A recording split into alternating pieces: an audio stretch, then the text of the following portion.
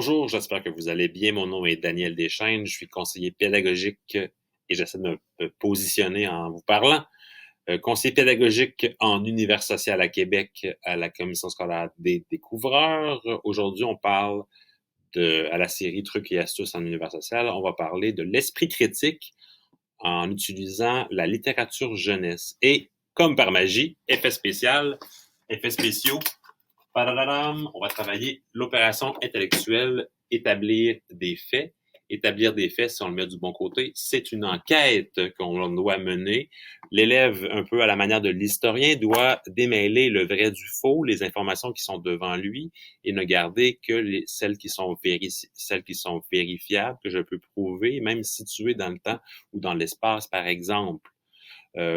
Pourquoi le lien entre l'esprit critique et la littérature jeunesse? La question est pertinente. En fait, c'est parce que la littérature jeunesse est un courant en éducation qui est très fort. Beaucoup d'enseignants qui publient, qui partagent des tâches, des activités. Et on pourrait avoir tendance à croire que tout ce qui est littérature jeunesse peut être utilisé en histoire, souvent. Mais ne pas oublier un détail important, ça demeure de la littérature, ça demeure du français.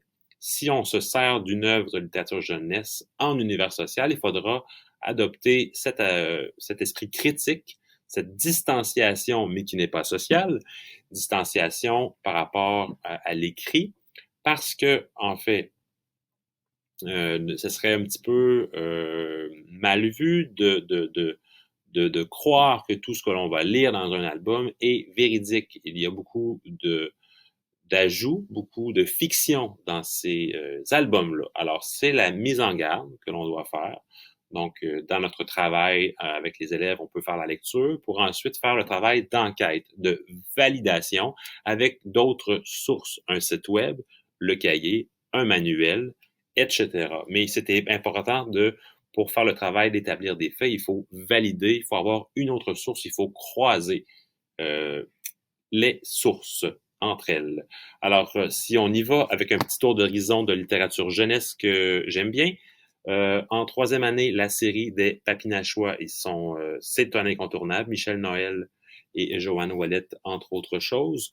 Michel Noël, qui est un auteur très prolifique sur la question autochtone, pourrait lire en classe un extrait, une portion de l'album, projeter au tableau sur le TBI, regarder avec les élèves les informations, les décoder et à l'aide d'un cahier, du manuel, de valider les informations. Par exemple, est-ce qu'on mangeait effectivement de la panique?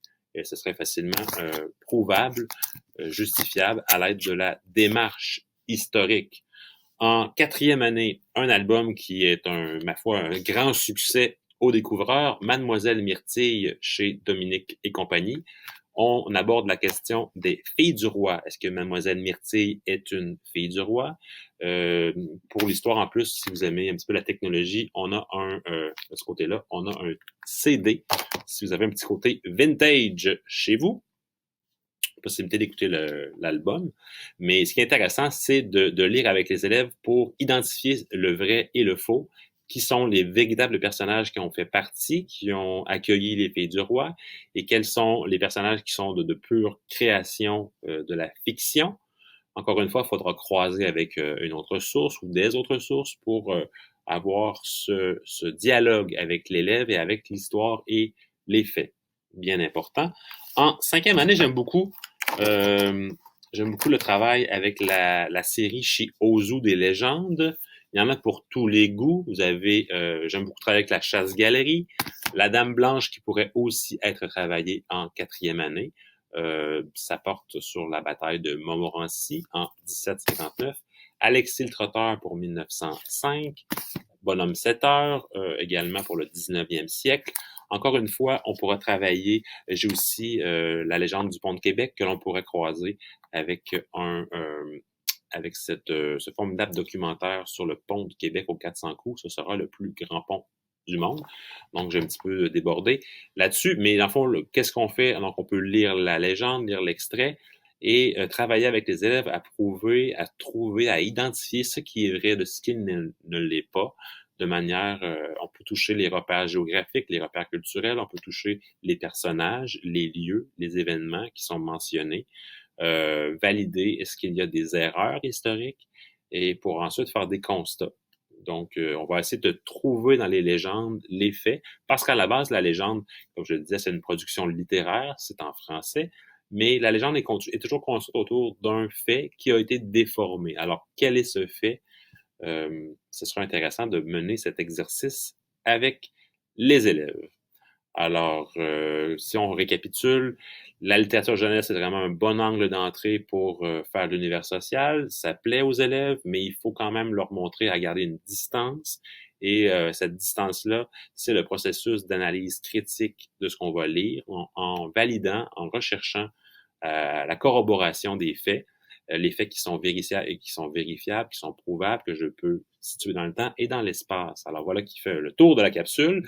Je vous dis à bientôt pour un autre épisode de la série Trucs et astuces. À la prochaine.